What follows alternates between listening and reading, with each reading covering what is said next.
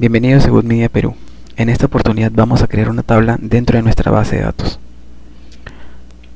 Los conceptos que vamos a presentar hoy son: ¿qué es una tabla?, columnas de una tabla, tipos de datos, clave primaria, datos agrupados y no agrupados. Pues bien, ¿qué es una tabla? Una tabla es una colección de datos sobre una entidad, persona, lugar o cosa. Los atributos de los datos de una tabla toman la forma de columnas con nombre en la tabla. En nuestro caso, nuestra tabla alumno tiene como atributos código, nombre, apellido y edad. Las columnas de una tabla. Las columnas, también llamadas campos, se definen en el cuerpo de la sentencia, donde las columnas aparecen separadas por comas e incluidas entre paréntesis dentro de la sentencia create table. Las partes de una columna. Nombre de columna, el mismo que puede ser igual al nombre de la columna de otra tabla, pero no puede tener el mismo nombre de otra columna dentro de la misma tabla. El tipo de dato, identifica el tipo de dato que la columna almacenará. El dato requerido, por defecto se emiten valores null, pero con la cláusula not null impide que aparezcan valores null en la columna. Quiere decir que si al momento de ingresar los valores dentro de la tabla, en este caso no colocamos el código del empleado, SQL no va a procesar tu operación, puesto que la cláusula te impide que pongas un valor null y tendrás que corregir tu inserción colocando un valor dentro del código. Los tipos de datos más utilizados. Encontramos los numéricos, tipo entero, decimal y money, fechas y horas, date y datetime, cadena de caracteres. Tenemos char y varchar y binarios. Dentro de nuestro ejemplo tenemos los tipos char, que declaran una longitud que indica el máximo número de caracteres que se quiere almacenar. Por ejemplo, char 30 puede almacenar hasta 30 caracteres.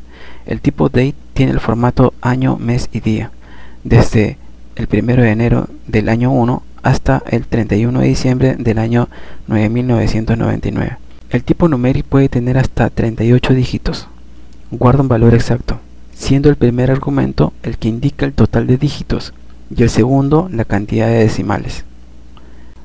La clave primaria. La clave primaria es una columna o combinación de columnas que identifican plenamente una fila o registro dentro de una tabla. Por ejemplo, en una tabla empleado, el código de empleado sería su clave primaria, ya que el código de empleado identifica a cada empleado. Dos empleados podrían tener el mismo nombre, pero no deberían tener el mismo código. Finalmente, la sentencia cluster y non-cluster, que también son llamados agrupados y no agrupados. El índice cluster de una tabla es el que establece el orden físico de las filas. Por lo tanto, cada vez que cambiamos, borramos y creamos un índice cluster, estamos cambiando físicamente la ubicación de las filas. Por definición, solo puede crearse un índice cluster por tabla, porque evidentemente solo puede haber un orden físico de las filas. Un índice non-cluster no establece ningún cambio en el orden físico de las filas. El número máximo de índices non-cluster que se pueden crear sobre una tabla es de 249. Non-cluster deja los registros en el orden que se ha ingresado, mientras que cluster ordena los datos, y por ello, en una consulta tomaría más tiempo en la memoria, puesto que antes de ejecutar la consulta tendrá que ordenar los datos.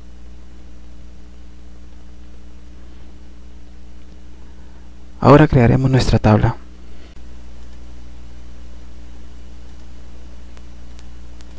Creamos nuestra base de datos.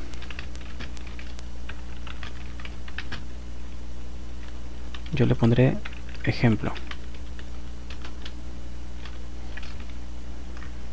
Ejecutamos.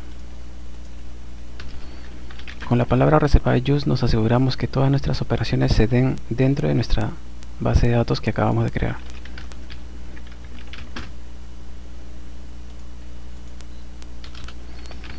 Ahora creamos nuestra tabla empleado. Código un char de 6 not null.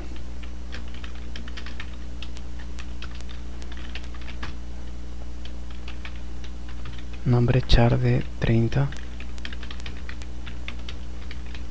Apellido char de 30.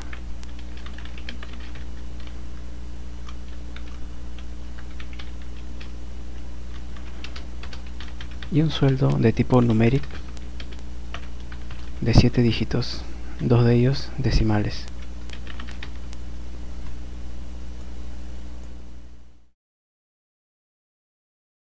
Ahora, una vez creada nuestra tabla, procedemos a modificarla para indicarle qué columna de nuestra tabla será nuestra primary key. Con la palabra reservada alter vamos a modificarla. Le agregamos un constraint de nombre pk empleado.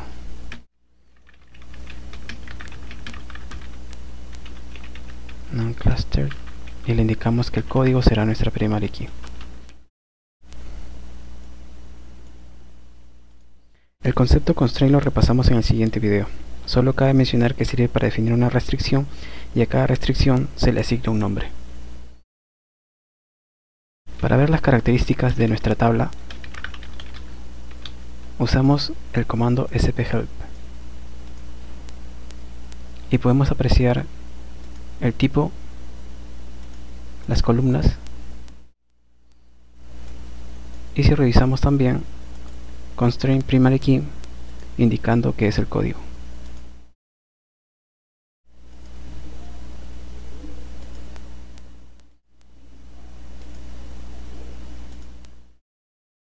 Ahora vamos a observar el diagrama de nuestra tabla.